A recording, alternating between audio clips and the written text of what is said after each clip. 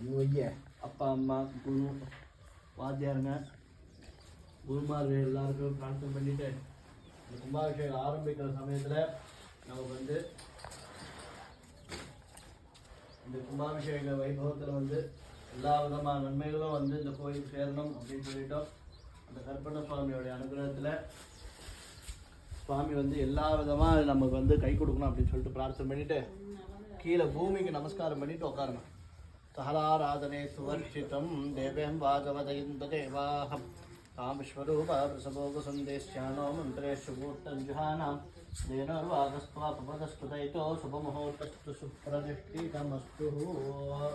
அப்பா கருப்பணசாமி இங்கே நம்ம நாங்கள் அங்கே அப்படி தான் மாட்டுற மாதிரி செட் பண்ணுவீங்க. வச்சுரு.